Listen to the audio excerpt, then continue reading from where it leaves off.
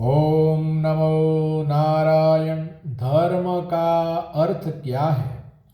धर्म यानी केवल मंदिर जाना, धर्म यानी केवल तीर्थाटन करना, नदियों में स्नान करना, केवल पूजा करनी, उसे ही धर्म नहीं कहा गया।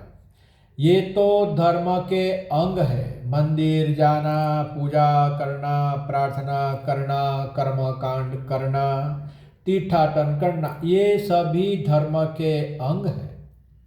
धर्म का वास्तविक अर्थ है सत्य, प्रेम, करुणा, दया, सदाचार का पालन करना, सच्चाई से जीवन जीना, दया भाव, करुणा और सदाचार से जीवन जीना, ये धर्म का मुख्य अर्थ है। नमो नारायण।